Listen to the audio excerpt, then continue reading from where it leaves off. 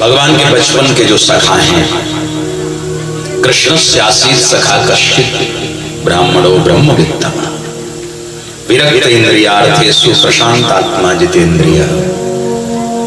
भगवान के बचपन के जो सखा हैं जाति के ब्राह्मण हैं, नाम है सुदामा।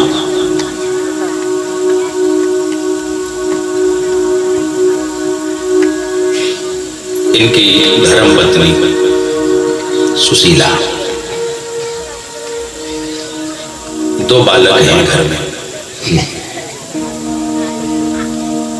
पर इनके जीवन की सबसे बड़ी समस्या एक है कि जीवन में गरीबी बहुत है, सामान्य है। एक समय भोजन कर लेते हैं तो दूसरे समय भूखा रहना पड़ता है। गरीबी की अगर मैं बात करूं आपसे तो ध्यान से सुनना। गरीबी के बारे में वही आदमी जान सकता है जिसने कभी देखी, जिसने संपन्नता देखी है ना, अमीरी देखी है, वो गरीबी नहीं जानता क्या होती है। पर साहब, गरीबी समाज में ऐसा अभिशाप है कि भगवान किसी को न दे। पैसा जब जेब में होता है ना तो दूर रहने वाले भी अपने नजदीक आ जाते हैं। धन तुम्हारे पास हो, पद तुम्हारे पास हो, तो जिनको हम नहीं जानते साहब वो भी हमारे अपने बन जाते हैं। पर प्यारे, जिस दिन जीवन में गरीबी का प्रवेश होता है, दूसरों की कौन बात करे, अपना परिवार ही किनारा कर जाता है, अपने ही लोग छोड़ देते हैं। कभी कभी सूखी रोटी खानी पड़ती है और कभी कभी वो भी नसीब नहीं होती।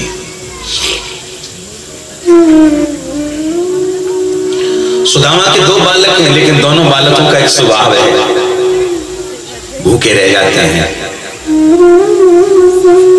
पर अपने माता पिता का पूरा आदर करते हैं। उनको बताते नहीं कि हमें भूख लगी है, क्योंकि वो जानते हैं घर में इतनी गरीबी है कि अगर कहीं माता पिता को बोला कि हम भूखे हैं तो उनको बहुत कष्ट होगा, दुख होगा। और मैं एक निवेदन आप सबसे करूं, ध्यान से सुनिएगा। जीवन में कभी भी अपने माँ बाप का दिल न दुखाना, कुछ भी करना लेकिन उनको कष्ट न पहुंचाना। क्योंकि साहब, मां होती है, मां के बगैर भगवान भी अधूरा है। हम लोग बोलते हैं ना परमात्मा, परमात्मा आगे मां, अगर वो मां शब्द हटा दिया जाए तो परमात्मा भी अधूरा है। मां के बगैर संसार अधूरा है, मां के बगैर कुछ नहीं है। मां है तो हम हैं, और मां नहीं है तो कुछ नहीं। मां का आदर करो, सम्मान करो। और जिसने अपनी मां का सम्मान किया उसे विठ्ठल मिल गए। बोलो राधे राधे। जिसने अपनी मां को चाहा, जिसने अपनी मां का आदर किया, उसको कहीं जाने की जरूरत नहीं पड़ी, उसे घर में विठ्ठल मिले।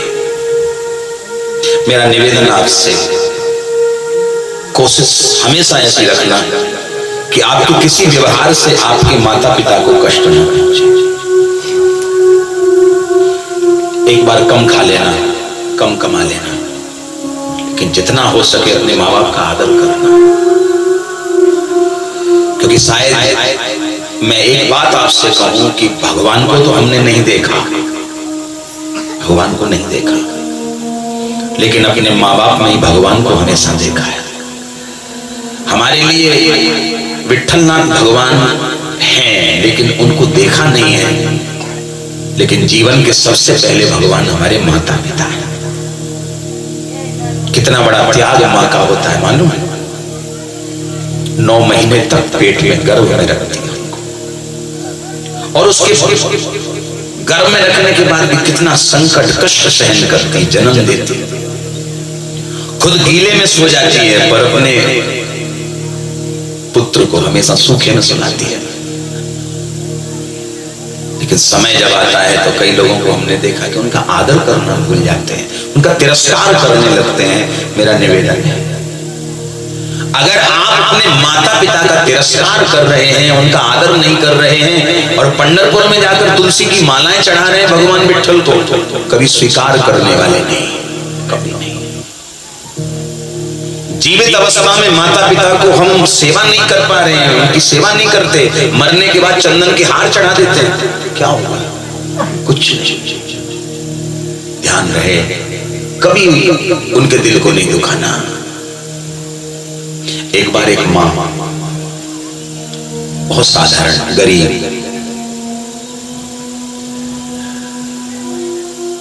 एक बालक छोटा, उस बालक का जो पिता था वो गुजर गया, मर गया। मां बहुत गरीब थी। उस मां ने विचार किया कि मेरा बालक छोटा है, गरीब हूं मैंने तो अमीरी नहीं देखी, मैं तो बहुत ज्यादा पढ़ी लिखी नहीं, लेकिन अपने बालक को पढ़ाऊंगी, अच्छे स्कूल में पढ़ाऊंगी, चाहे मुझे कितनी भी मेहनत क्यों न करनी पड़े। प्यारे, उस मां ने मजदूरी की, खेतों में जाके, घरों में जाके मजदूरी करती, उसके बदले जो मिलता उसको लाला के इकट्ठा करे, जमा करे और बस यही कहे कि बच्चे को अच्छे से पढ़ाओगे। कुछ पैसा इकट्ठा हुआ, बच्चा थोड़ा सा बड़ा हुआ, बच्चे को एक अच्छे स्कूल में उसने एडमिशन कराया, बच्चा पढ़ने जाने लगा। समस्या यह थी कि उस मां को एक आंख नहीं थी, एक आंख थी मात्र, दूसरी आंख नहीं थी। एक दिन स्कूल में कोई प्रोग्राम हुआ, बच्चे ने आके कहा, मां आज मेरे स्कूल में एक फंक्शन है, प्रोग्राम है, आज मैं स्टेज पर खड़ा होकर कुछ स्पीच करूंगा, स्पीच बोलूंगा, कुछ बोलूंगा। मां ने कहा, बेटा मैं तेरे स्कूल आती हूं, मैं भी तो देखूं मेरा बच्चा कैसा लगता है स्टेज पे खड़ा होके। उस बच्चे ने तुरंत जवाब दिया, मां तू स्कूल ना आना। क्यों? क्योंकि मां तेरी एक आंख है। मेरे मित्र देखेंगे, दोस्त देखेंगे तो कहेंगे तेरी मां को एक आंख है, मुझे अच्छा नहीं लगेगा, तो स्कूल ना आना।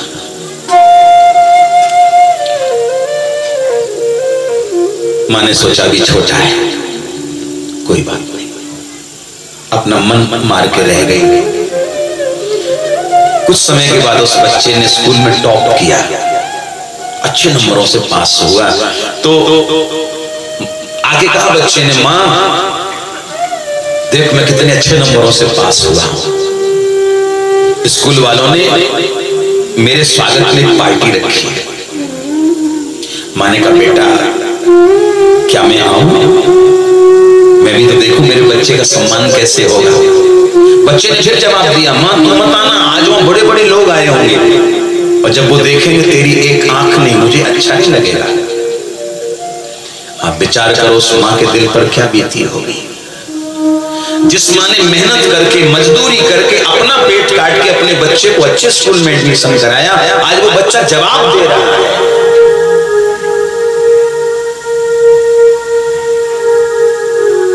मां मन मार के रह गई। बच्चा जब कॉलेज में गया वहां भी उसने टॉप किया, उसके स्वागत में पार्टी रखी। तो मां ने कहा, बेटा जब तू छोटा था मैं स्कूल आने की बात करती थी, तू मुझे मना कर देता था कि तेरी एक आंख है तू मत आना, पर बेटा आज तो आने देना। बेटे ने फिर जवाब दिया, नहीं मां आज वहां बहुत बड़े बड़े लोग आ रहे हैं, तू मत आना वहां। फिर मां अपने मन को मार के रह गई। इसके बाद बच्चे को एक बहुत अच्छी कंपनी में जॉब मिली और जॉब के एक्सपीरियंस के लिए बच्चे को बाहर भेजा जा रहा है, विदेश भेजा जा रहा है कंपनी के द्वारा। बच्चे ने कहा मां मैं विदेश जा रहा हूं। मां की आंख में आंसू आ गए।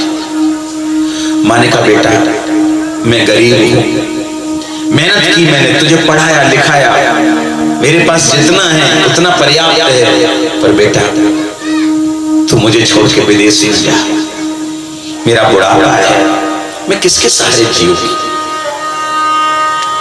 प्यारे बच्चा जिद करने लगा, मां मेरी जिंदगी का सवाल है। और सच कहें दुनिया में यदि सबसे ज्यादा दया कोई दिखाने वाली शक्ति है केवल हमारी मां हो सकती है और कोई नहीं।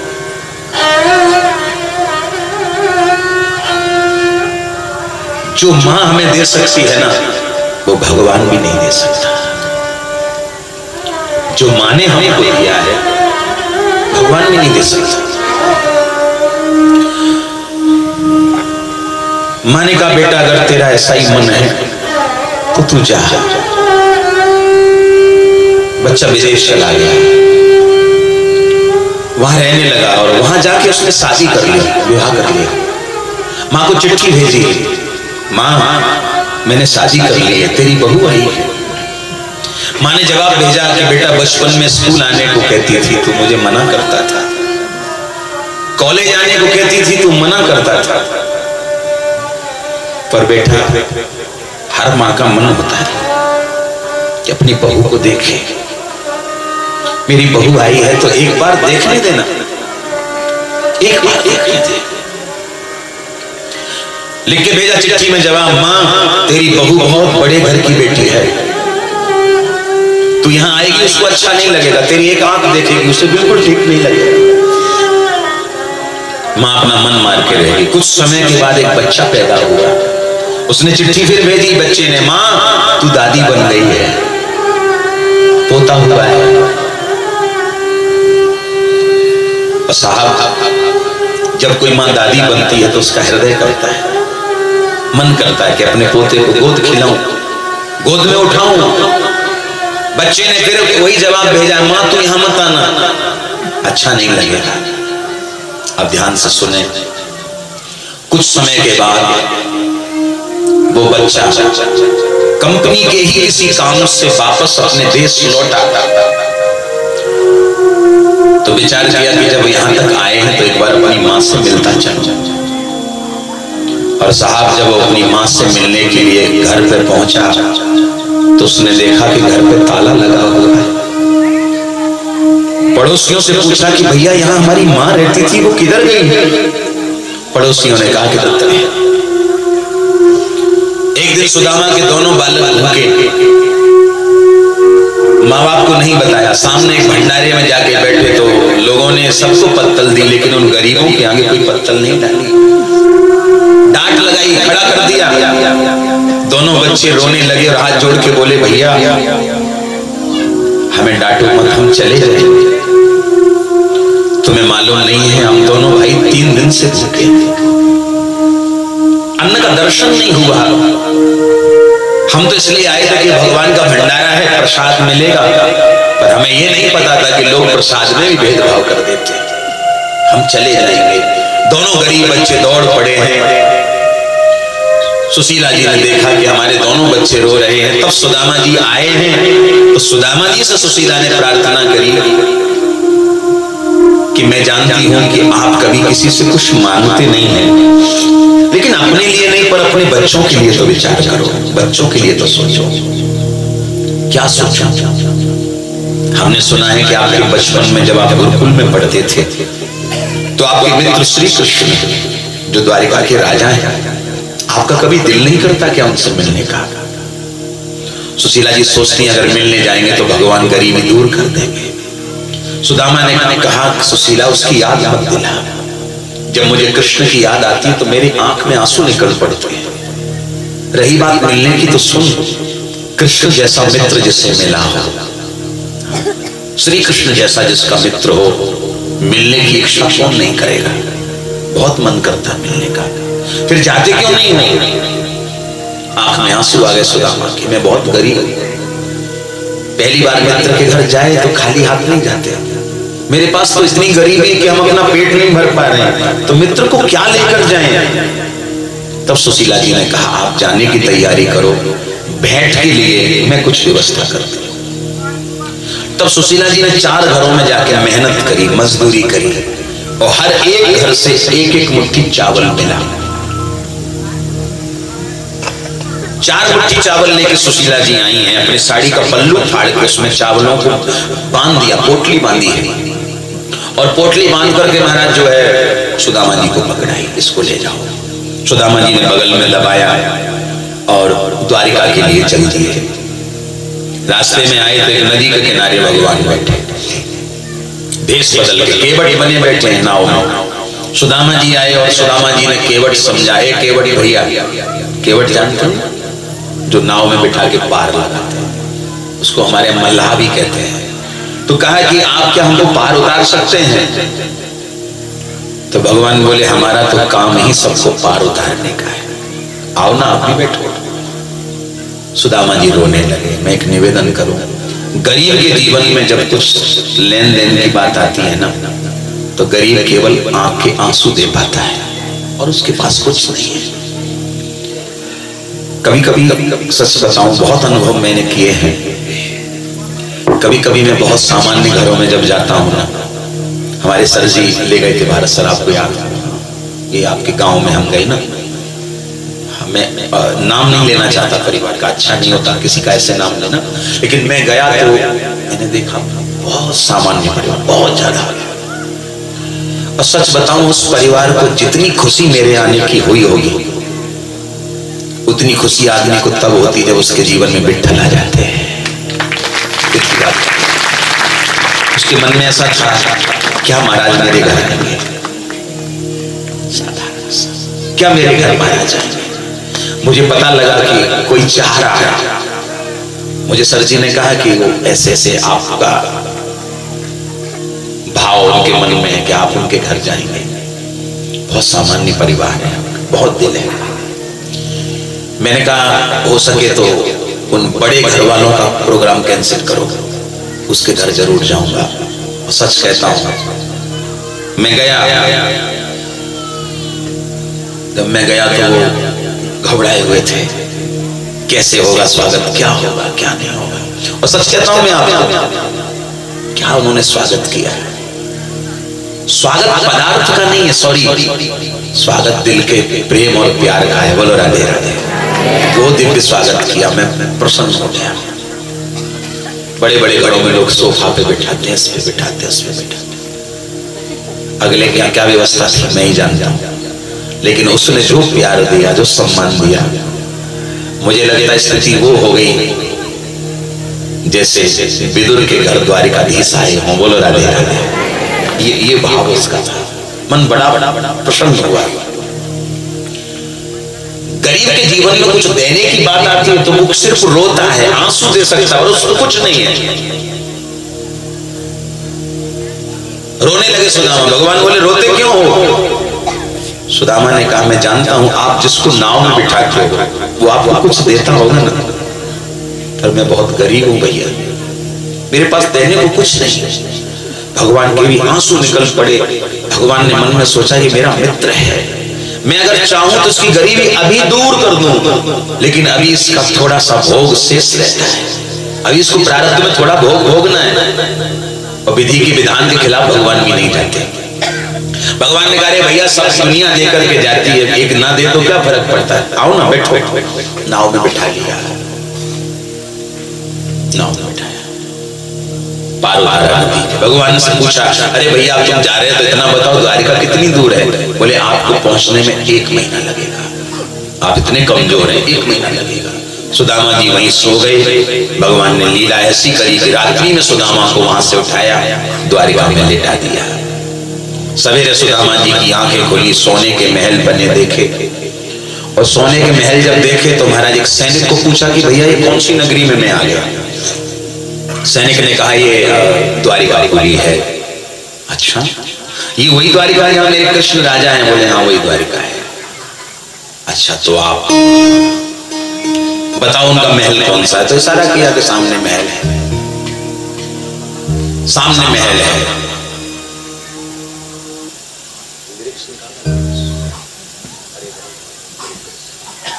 मेरे पास सामने महल है। सुदामा जी आए महल के दरवाजे पर, द्वारपाल खड़े।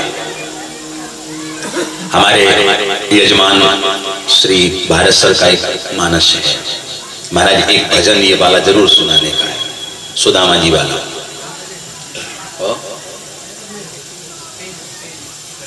स्पेन वाली, अच्छा आपकी बेटी का भाव है, ओके चलो फिर एक ही बात है, आपका है आपकी बेटी का भाव, तो वो मैं श्रवण कराता हूँ, आपको सुनाता। सुनिए, रिकॉर्डिंग करिए या उसको कॉल करिए, कुछ भी करिए, सुनिए आराम से, भजन का आनंद लीजिए। भाव है, अब यजमान का ही भाव पूरा ना हो तो कैसे? हाँ एक बार बोलो राधे राधे। बड़ा प्यारा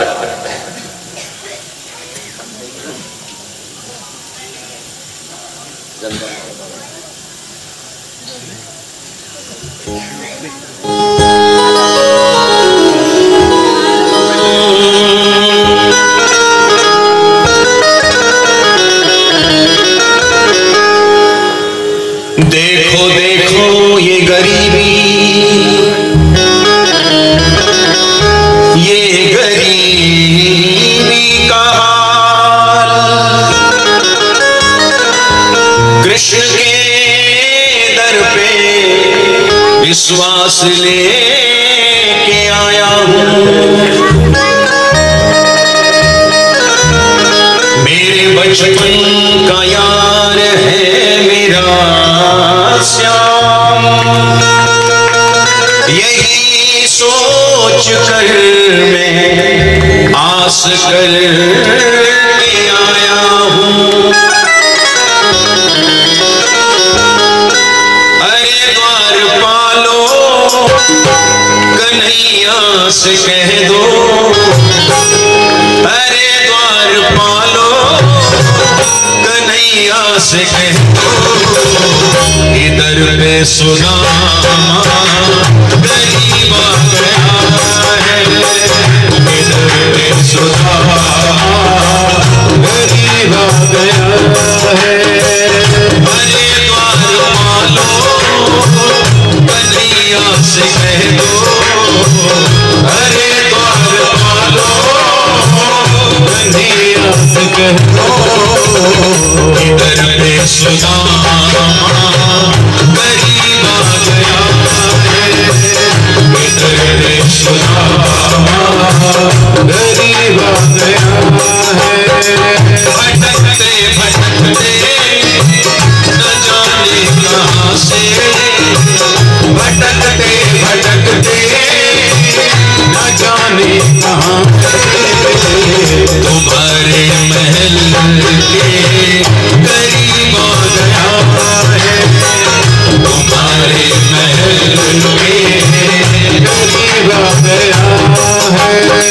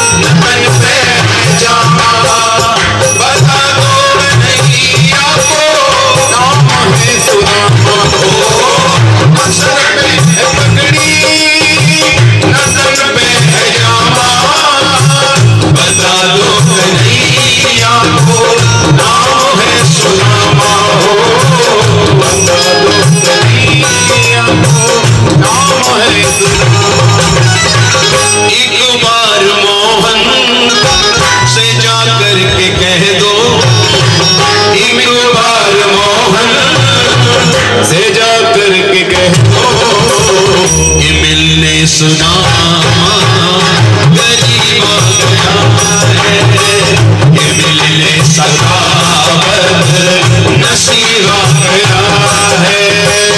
अरे द्वार वालों बनिया से कह दो, अरे द्वार वालों बनिया से कह दो ये मिलने सुदामा गरीब आ गया है, मिलने सुदामा गरीब आ गया है।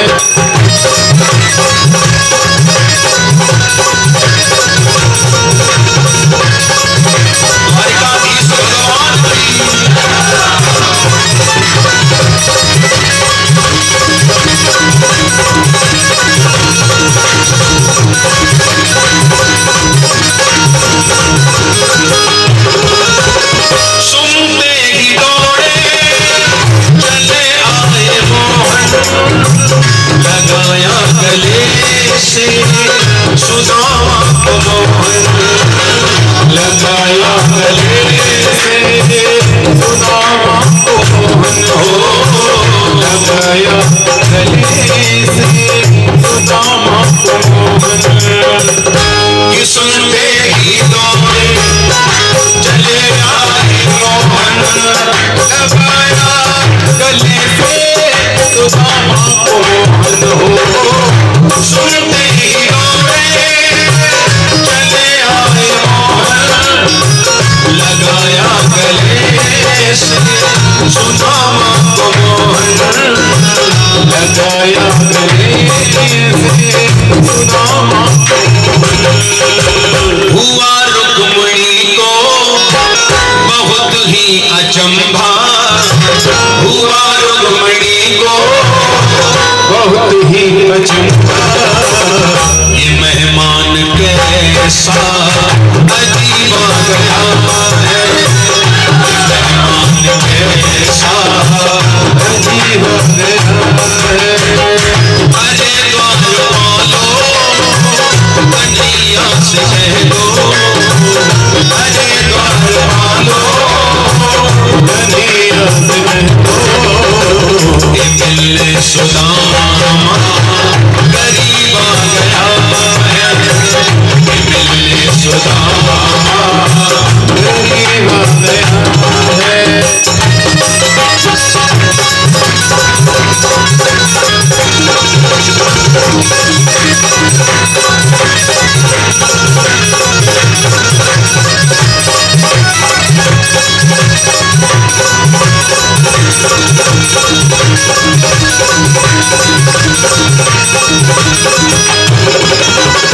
बराबर में अपने सुदामा पे आए, चरण आंसुओं से सामने धुलाए हो, चरण आंसुओं से सामने धुलाए हो, चरण आंसुओं से सामने धुलाए।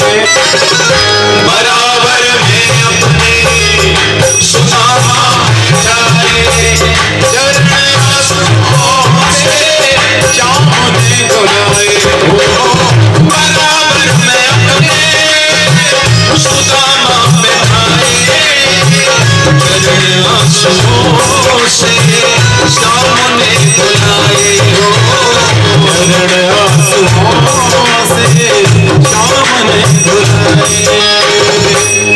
और क्या बोले भगवान, न घबराओ प्यारे जरा तुम सुदामा, न घबराओ प्यारे जरा तुम सुदामा, खुशी का समा तेरे करीब आ गया है, खुशी का समा तेरे करीब आ गया है।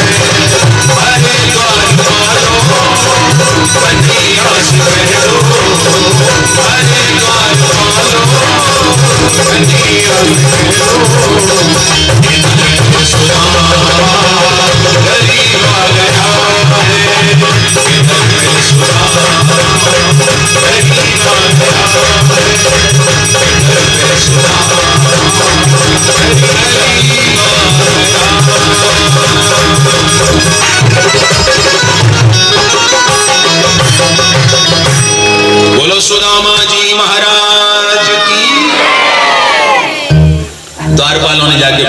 समाचार दिया। भगवान को पता लगा हमारे मित्र आए हैं, तो भगवान 56 भोग का थाल छोड़ करके मित्र का स्वागत करने को दौड़े। आगे थोड़ा संक्षिप्त में सुना देता हूँ, क्योंकि घड़ी बहुत फास्ट भाग रही है। चिंचोली की घड़ियां बहुत हैं, यहाँ की घड़ी बहुत फास्ट भागती। अभी देखो फास्ट ना भागती, 7वां दिन पता ही नहीं लगा कब निकल गए। बोलो राधे राधे। 7 दिन कैसे गए पता नहीं चला, है ना, पता ही नहीं लगा महाराज। और आज हमने सोचा था कि चलो कम से कम 10 बजे तक तो कथा चलाएंगे, पर घड़ी कह रही है अब आधा घंटा बचा है, कर लो जो करना। बोलो राधे राधे। कोई नहीं, अभी क्या है ना, कथा को हम अगर टाइम से विश्राम किए तब तो फुल होली हो पाएगी, नहीं तो बजेंगे 1 बजेगा रात को, फिर मतलब थोड़ा सा भाव समय से फ्री करूं। तो भगवान ने आगे सुदामा को गले लगाया। रुक्मणी जी जल लेकर के आएंगे, चरण धुलो। आपके यहाँ पाद्य पूजन होता है ना, तो रुक्मणी जी तो महाराष्ट्र की हैं, जल लेकर के आगे पीछे पीछे। प्रभु ये ब्राह्मण है, पाद्य पूजन करो ना, जल से पहले चरण धुलो। पहले चरण ही धुले जाते हैं, आप क्या होता है ऐसे ही भगवान को बोली रुक्मणी चरण धुलो। लेकिन भगवान ने साहब जल से नहीं, आंखों से बहते हुए आंसुओं से चरण धुले। बोलो राधे राधे। आंखों से इतने आंसू भगवान के निकले कि उन आंसुओं से भगवान ने सुदामा जी के चरणों को धुला। बाद में भगवान अंदर लाए। सुदामा ने चावल की पोटली बगल में से रखी है, बोले भोजन करो। बोले भोजन बाद में करूंगा, थका हुआ हूं, पहले विश्राम, पहले थोड़ा सा स्नान करूंगा। भगवान बोले बैठो। एक पाटा डाल दिया, पाटे पे सुदामा जी बैठे स्नान के लिए। भगवान ने अपनी पत्नियों को कहा चलो महाराज को स्नान कराओ। सभी पत्नियां अपने सर पे कलश भर के खड़ी हो गई। रुक्मणी जी ने जल डाला, बड़ी है ना, जल डाला। सुदामा बोले अरे वाह वाह द्वारिकाधीश, कितना ठंडा जल है, सारी थकान दूर हो गई। भगवान बोले अभी आराम से नहाओ, आराम से स्नान करो। और जैसे सुदामा ने पीछे मुड़ के देखा, बड़ी लंबी लाइन लगी है और सभी माताओं के सर पर कलश। सुदामा ने भगवान को इशारे में बोला इधर आओ, इकड़े आओ, तुम्हारे घर कोई भागवत कथा हो रही है। भगवान बोले ना ना ना ना, तो ये कलश यात्रा क्यों निकाली जा रही है। भगवान बोले सुदामा जी कलश यात्रा नहीं, आपको स्नान कराने आई है। ओ अच्छा, पड़ोसियों को बोला हमारा मित्र आता है तो उसकी सेवा पूरी हो। पड़ोसन आ गई। भगवान बोले नहीं नहीं, अपनी है, पड़ोसन नहीं है। अच्छा अपनी का मतलब नहीं समझे सुदामा क्या होता है। तो बोले ए भाई इतने जल से नहाऊंगा तो बह के चंद्रभागा पहुंचूंगा। बोलो राधे राधे। ओ हमारा हो गया स्नान, मना करना हो गया बस। भगवान ने सबको इशारा किया रुको रुको भाई रुक जाओ। अभी देखो स्नान किया, लेकिन वो चावल की जो पोटली है ना उसको बगल में दबाया, किसी को पता ही नहीं है। वस्त्र भी पहन लिए, उसको नहीं दिखाया। भगवान के साथ भोजन किया, शयन कक्ष में आए, बातचीत होने लगी। तो सुदामा से भगवान ने कहा सुदामा हम लोग जब गुरुकुल में पढ़ते थे कितना आनंद आता था, अब नहीं है वो आनंद। और सच बात है, जो आनंद हमने पहले लिया वो अब कहाँ है।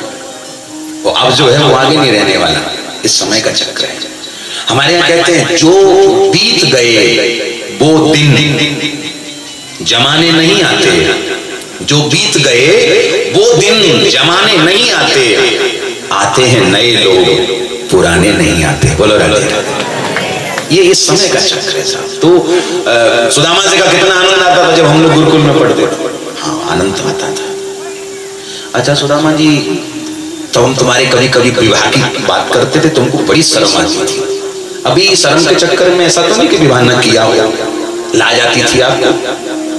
ओ हमने विवाह कर लिया, तुम्हारी भाभी का नाम सुशीला। अच्छा तो हमारी भाभी ने हमको क्या भेजा। और सुदामा ने पोटली को ऐसे दबाया, क्योंकि सब रानियां पटरानियां बैठी हैं, कैसे दिखाएं। तो सुदामा जी बोले खाली हाथ आया। भगवान बोले अभी भी झूठ बोलने की आदत नहीं गई? बचपन में गुरुकुल में झूठ बोले, गुरु माता ने चने दिए ना खाने को, अपने भी खा गए और हमारे भी खा गए, और बाद में बोले कि पानी में बह गए, बरसात हुई तो पानी में बह गए, झूठ बोले, अभी झूठ बोल रहे हैं। एक बात और कहूं, आप कितनी भी चालाकी करो पर भगवान से ज्यादा चालाक नहीं बन सकते। हमको क्या लगता है, कई बार हमने पर्दे के पीछे कुछ गलत किया तो हम क्या सोचते हैं, हमको किसने देखा, ये तो रहता है किसने देखा। अभी कंफ्यूजन दूर होता है आपका। अभी आप लोग जो बैठे हो हमसे 5-6 फीट लगभग नीचे हो, मैं आपसे थोड़ा ऊपर बैठा, इतना ही अंतर ना। मुझे यहाँ से बराबर दिख रहा है, पीछे तक मेरी नजर है, सब पे नजर है कि कौन क्या कर रहा है। इधर भी है, लाइट नहीं है फिर भी मुझे दिख रहा है कि वहां पीछे तक लोग बैठे हैं। अब बोलो आप, हम आपसे कितना ऊंचा है, थोड़ा सा। हमको जब यहाँ से बराबर दिख रहा है, हमारे विठलनाथ तो हमसे भी ऊपर है, बोलो राधे राधे। या उनको दिखता नहीं है? सब दिखता है, हर जगह वो है आपके साथ। तो कोई बात नहीं, खाली आता है, स्वागत है। अच्छा, आपने विवाह किया है ना, मुलगा मुलगी, मुल गए दो मुल गए। अब देखो भगवान ने कैसे चलना की, कितने बड़े बड़े हो गए, हाइट कितना है, बड़ा हाथ से बोलो बताओ। और सुदामा जी भूल गए कि पोटली इधर है, हाँ भूल गए। हाइट कितनी है, बोले एक इतना एक इतना। अभी इतना किया तो बगल में से गिरी नीचे चावल उसको उठाया। सुदामा बोले तेरी भाभी ने कहा है कि 1 महीने में 2 एकादशी होती है, लेकिन हमको रोज एकादशी करनी होती है। भगवान जान गए गरीबी बहुत है। भगवान ने उस पोटली को खोला, चावल देखे, 4 घर के चावल। भगवान जान गए कि गरीबी ज्यादा इनके घर का नहीं है। एक घर का चावल एक जैसा होता है, टूटा बोले तो टूटा, साबुत हुआ तो साबुत। वो एक मुट्ठी भरे भगवान ने मुख में डाले, पत्रम पुष्पम फलम तोयम यो में भक्त्या प्रयक्षति। भगवान ने एक मुट्ठी चावल मुख में डाल करके सुदामा को 1 लोक की संपत्ति दे दी। संकल्प कर दिया 1 लोक का राजा बनाता हूं। दूसरी मुट्ठी मुख में डाल के दूसरा लोक दे दिया, और तीसरी मुट्ठी मुख में डाल के तीसरा देना चाहते थे। लक्ष्मी रुक्मणी जान गई के भाव में बैठे सब लुटा देंगे, हाथ पकड़ लिया, ओ थामा सब कुछ इनको ही देने का है, तो हमको किधर रखेंगे, हमारे लिए कुछ सोचा नहीं। भगवान ने कहा कितना आनंद रुक्मणी, मुझे आ रहा था पर तुमने आनंद खराब कर दिया। सुदामा को भगवान क्या दिया उनको नहीं पता, सुदामा को नहीं मालूम। कुछ दिन सुदामा रुके, अब भैया हम जाते हैं। भगवान बोले आशीर्वाद दे के जाओ, ब्राह्मण हो, हमको आशीर्वाद। अच्छा लोग बैठ गए। सुदामा जी ने सोचा भगवान आशीर्वाद लेंगे, पर भगवान ने सोचा पहले पत्नियों को दिलवाते हैं। बोला चलो आशीर्वाद दो। और भगवान के घर में जब भी कोई काम होता लाइन लगा के होता है, एक नहीं ना, कितने सारे लाइन लगी, महाराज आशीर्वाद के लिए 500 रानियां प्रणाम की, आशीर्वाद देते देते थक गया। सुदामा बोले भैया अब आशीर्वाद को भी पड़ोसन आ गई। भगवान बोले पड़ोसन नहीं, अपनी अपनी। ओ कन्हैया तेरी अपनी का मतलब मैं नहीं समझा, भी साफ साफ बोलना। भगवान बोले हमारी पत्नियां हैं। ओ पत्नियां कितनी? मात्र 16,108।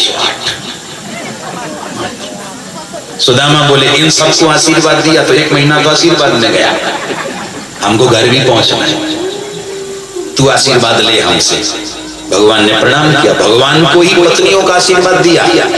चिर सौभाग्यवती भव, बोलो राधे राधे। भगवान को दिया सुदामा ने। घर आए सुदामा, जब अपनी नगरी में आए तो सोने की सुदामापुरी बनी देखी, सोने के महल। सुदामा मंदिर देख डरे, यहां तो थी मेरी छोटी सी झुपड़िया, कंचन महल खड़े। सुदामा मंदिर देख डरे। सुदामा ने देखा कि ये सब क्या है। एक सैनिक को पूछा कौन सी नगरी है, बोले सुदामापुरी। सैनिकों से सुदामा बोले सुदामा तो मेरा नाम है, पर मेरी नगरी तो स्वप्न में भी नहीं बन सकती, इतना गरीब हूं मैं। अच्छा भाई एक बात बोलो, इधर हमारा परिवार रहता था, झोंपड़ी थी, पत्नी बच्चे किधर है सब? सैनिक बोला अपन को नहीं मालूम महाराज, अपन तो ड्यूटी करने वाले, जिधर लगा दिया उधर खड़े हो गए, हमको क्या मालूम किसकी झोंपड़ी किसका महल है। सुदामा लाठी लेके वहीं बैठ गए और कहा कि अच्छे पड़ेस के चक्कर में द्वारिकाधीश के एक पत्नी थी वो भी गायब, बच्चे थे वो भी गायब, झोंपड़ी थी वो भी गायब, कहां गए सब। तब सुशीला जी सामने से निकल के आई है महल के अंदर से, प्रणाम किया, मैं आपको प्रणाम करती हूँ सुशीला। और सुशीला को जब देखा सुदामा जी ने तो बदल गई है बिल्कुल, पहले दुबली पतली थी अब थोड़ा वजन बढ़ गया। जब ये आता है ना ये तो आदमी का थोड़ा वजन भी बढ़ता है पैसे के साथ, चमक भी बढ़ती है पैसे के साथ, इज्जत भी बढ़ती है पैसे के साथ। आइए है ना थोड़ा सा। अब महाराज जो है पहले फटी पुरानी साड़ी पहनती थी, आज तो महाराज क्या मराठी साड़ी पहनी, बोलो राधे राधे, गजब सिल्क की साड़ी ऐसी सुंदर सी, हाँ पहनी। पहले गले में केवल तुलसी कंठी होती थी, अब डायमंड सेट पहना है, बोलो राधे राधे। महाराज देखते रह गए, क्या बात। तब महाराज जो है भगवान प्रकट हुए, भगवान ने सुदामा जी को वैभव प्रदान किया। एक बार कहो राधे राधे। आगे वसुदेव जी को सुंदर ज्ञान उपदेश किया नारद जी ने। प्रवास क्षेत्र में कुछ संतों से परिहास किया। भगवान के पुत्र पौत्रों ने पेट पे कपड़ा बांधा, शाम के साड़ी पहना के सिर पे ऐसे घूंघट करके संतों के सामने खड़ा किया। परिहास, मजाक, चीटिंग कर रहे हैं। महाराज ये गर्भवती स्त्री, इसको पुत्र होगा या पुत्री? संतों ने श्राप दे दिया, न पुत्र होगा न पुत्री, इसके पेट से लोहे का मूसल होगा। मूसल समझते? आप समझना बस, केवल हमारी फीलिंग समझो बस, है ना। कहते हैं भावनाओं को समझो, बोलो राधे राधे। मूसल होगा, तुम्हारे वंश का विनाश करेगा। पेट से कपड़ा हटाया, लोहे का मूसल निकला। संक्षिप्त सुना रहा हूं, कभी आगे अवसर रहा तो फिर डिटेल में सुनाऊंगा, ठीक है। अभी इतना आनंद लो। तो लोहे के मूसल को महाराज यदुवंशी ने रगड़ के और चूरा बना के समुद्र में डाला। इतना लंबा टुकड़ा बचा लोहे का, वो भी डाला। समुद्र की लहरों से टकराया, वो चूरा जमा हो गई, किनारे पे घास बन गई, इतनी तीखी घास, सर पे मारो सर कट जाए। लोहे के टुकड़े को मछली ने पेट में रखा, मछुआरों ने मछली पकड़ी, बेची, काटी गई, पेट से लोहे का टुकड़ा निकला। उसको बाजार में बेचा गया तो उससे बाजार से व्याधि नाम के बहेलिये ने, जो शिकारी होता है शिकार करने वाला, उसने उसको खरीद लिया। उससे एक बाण बना के तैयार किया और महाराज बाण बनाया। इधर भगवान प्रभास क्षेत्र में आए, यदुवंशियों ने मदिरा का पान किया। धीरे धीरे सब आपस में लड़ लड़ के समाप्त हो गए। 2-4 यदुवंशी बद्रीनाथ आदि बद्रीनाथ चले गए। उद्धव जी को भगवान ने ज्ञान उपदेश किया, बद्रीनाथ गए। बलराम जी ने शेष रूप धारण किया, समुद्र में प्रवेश कर गए। बहेलिया शिकार करने आया, इसको लगा भगवान दूर ऐसे लेटे थे तो उसको लगा कोई जानवर है। उसने वही बाण जो लोहे के टुकड़े से बना है उसको छोड़ा, भगवान के चरण के अंगूठे में लगा। पीड़ा हुई भगवान को, जान गया अपराध हो गया, चरणों में गिर पड़ा, गलती हो गई, क्षमा करो। भगवान ने आशीर्वाद दिया, बहेलिये का शरीर छूट गया। इसने भगवान के पार्षद का रूप लिया, भगवान के गोलोक को गया। भगवान के शरीर से दिव्य प्रकाश निकला, भागवत में प्रविष्ट हुआ। तब से भागवत कलयुग में कृष्ण का साक्षात रूप बन गया। बोलो भागवत भगवान की।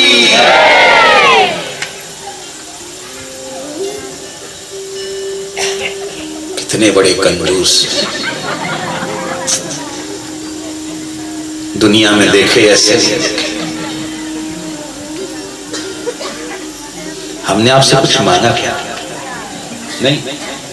तो भगवान के नाम में भी कंजूसी करते हैं, ऐसे कैसे काम चलेगा?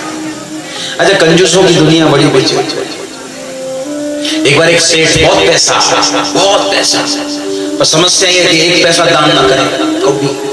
स्वप्न में गांव के लोग थे, गांव के लोग कहते थे भाई दान करो, नहीं करे दान, एक पैसा नहीं करता। और गांव वालों ने इसका नाम रख दिया दान चंद। देखो गांव के लोग बड़े अजीब होते हैं, नाम बिगाड़ने में बड़े आगे होते हैं। नाम रख दिया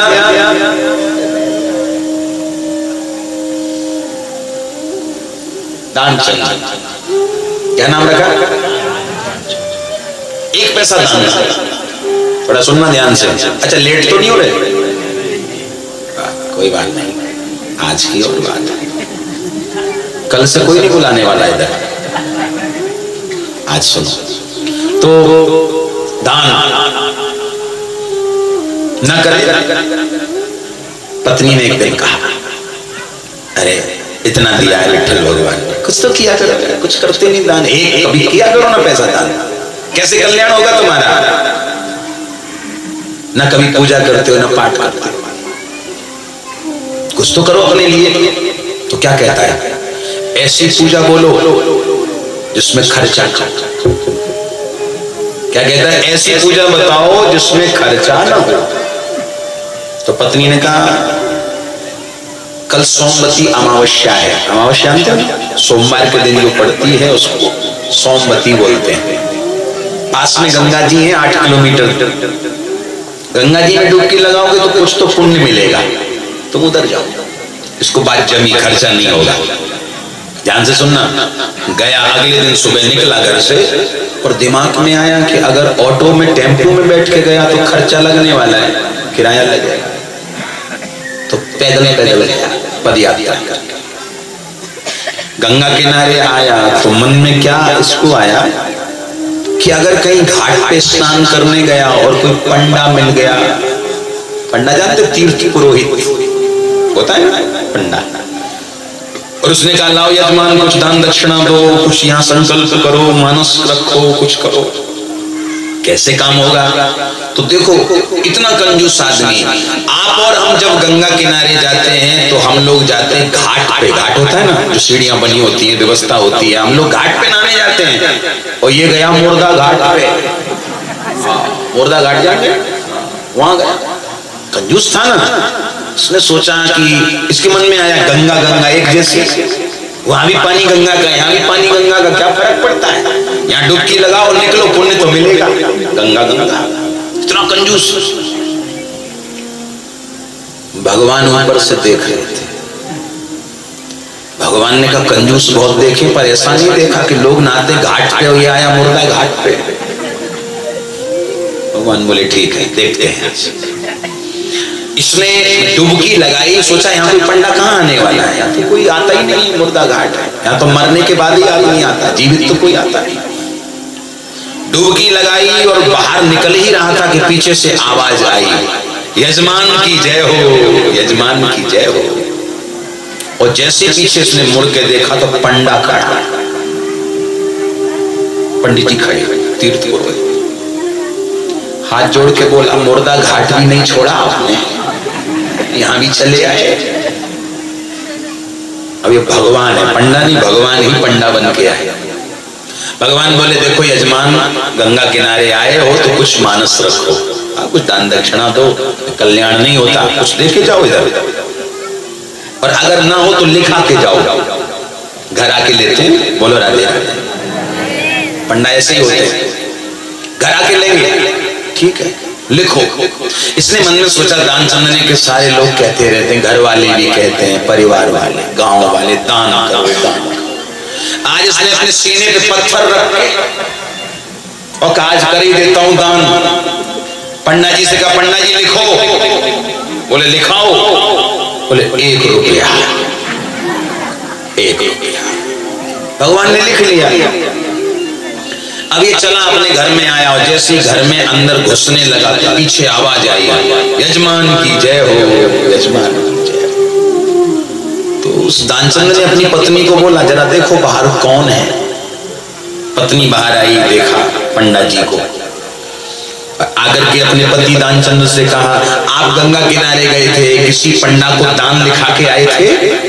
बोले हाँ। बोले वही आए हैं। दानचंद बोला, पीछे चले आए, थोड़ा रुकते, इंतजार करते, पीछे आ गए। अब इतना कंजूस है कि लिखा दिया फिर भी नहीं देना चाहता। अब इसने बहाना किया, पत्नी को बोला, एक काम करो, जाओ और उनको बोलो हमारे पति बीमार हो गए, फिर कभी आना, फिर किसी दिन आओ।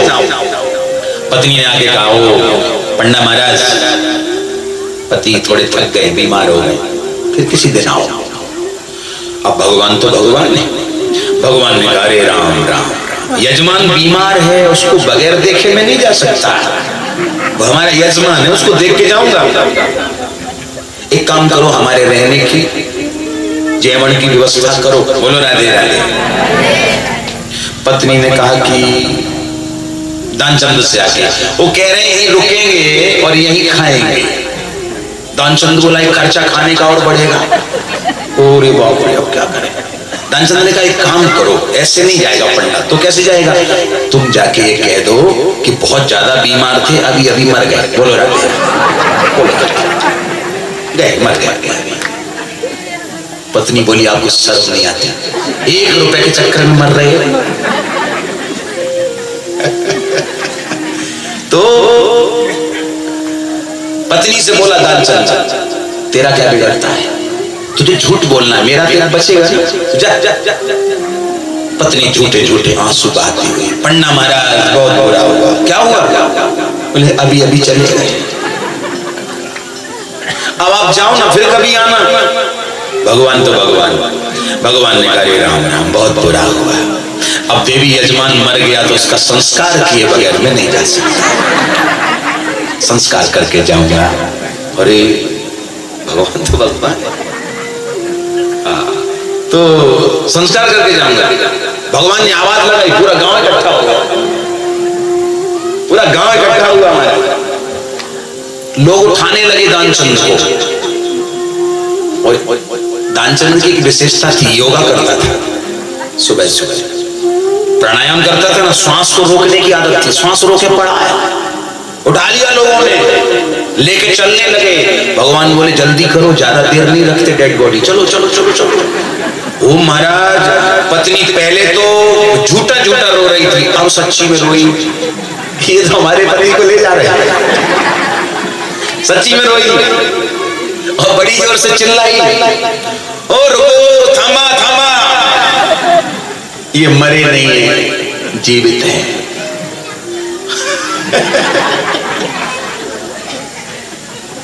जीवित। तो भगवान ने कहा ए भैया इसकी बातों में मत पड़ो, ये मोह ममता है, जाने वाला चला गया।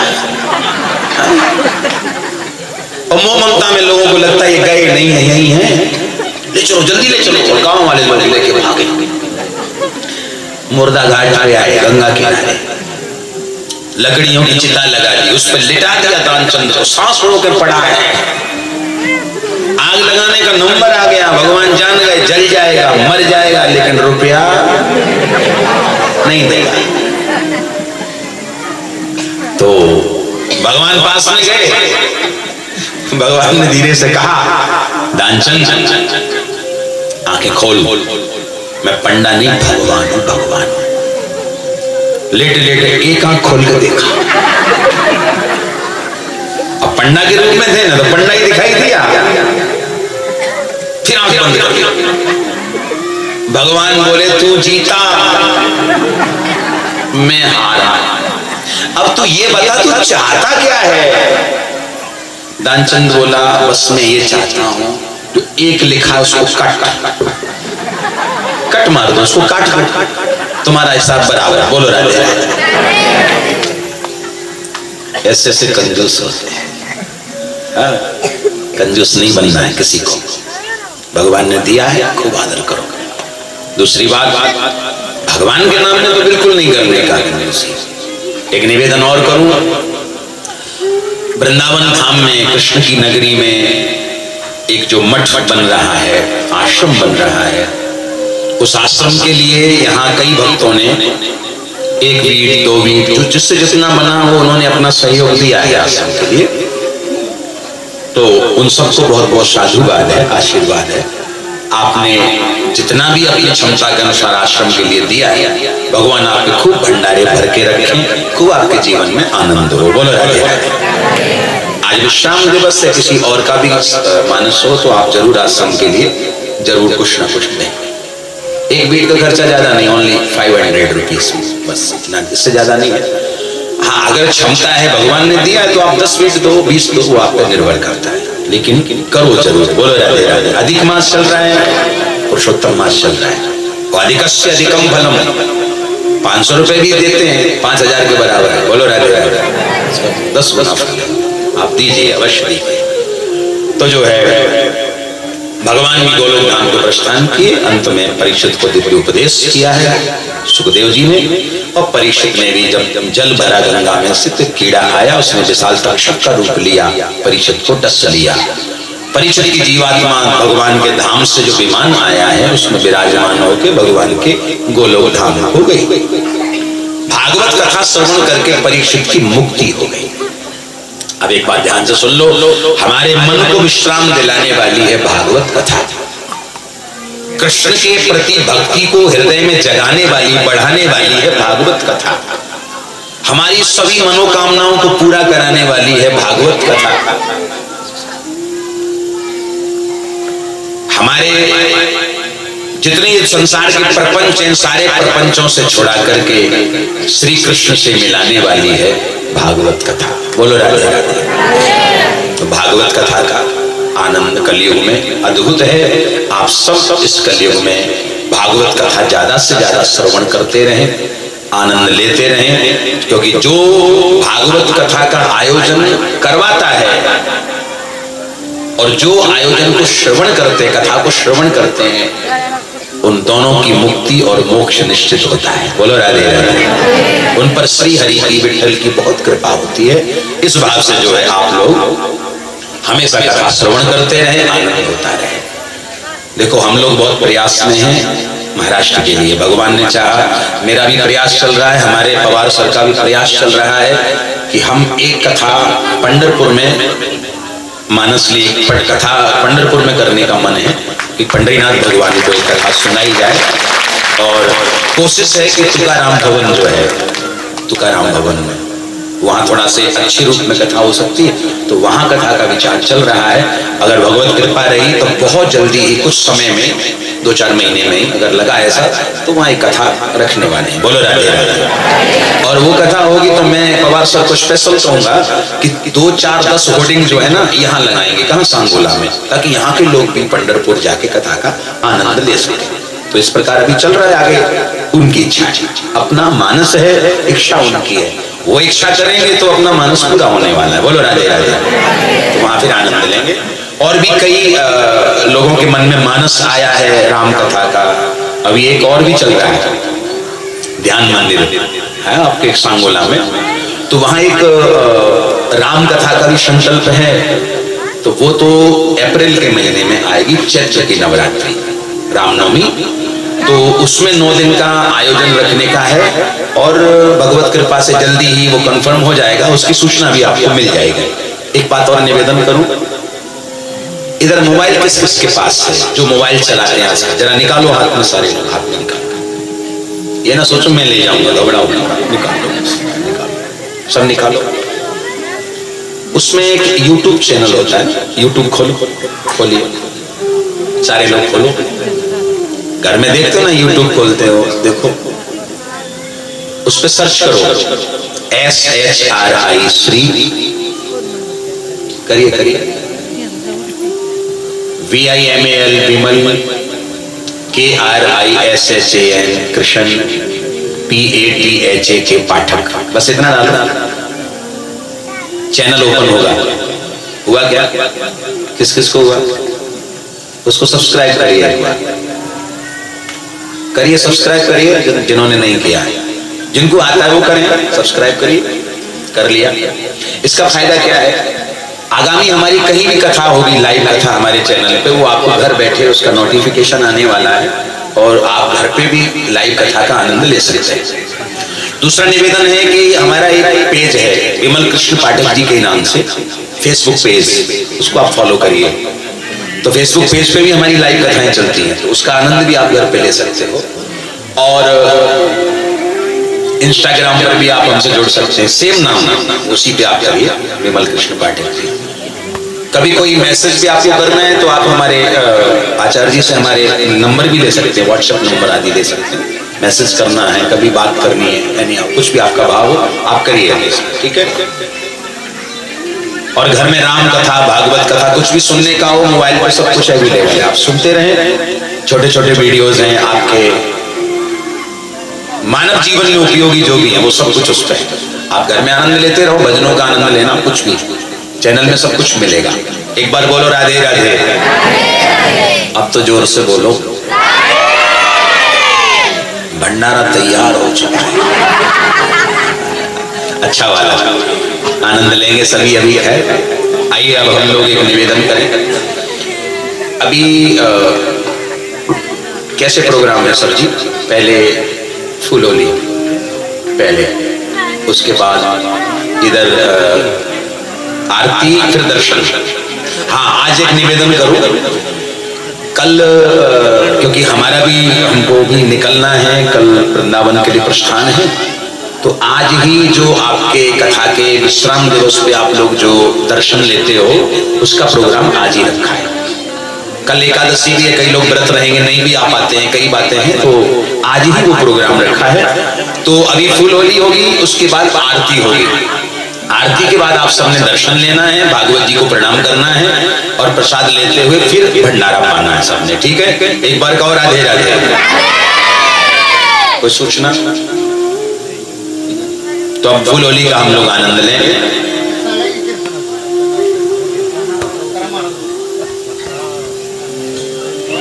अच्छा चलिए एक निवेदन और करते हैं, पहले 2 मिनट आप। ये कथा आदरणीय गोकुणामयी शिवाजी माली के स्मरणार्थ हुई है। हमारे भारत माली जी की माता जी के पुण्य स्मृति में ये कथा हुई है। तो माता जी के पुण्य स्मृति में कथा हुई, तो माता जी के चरणों में हम भगवान से भी प्रार्थना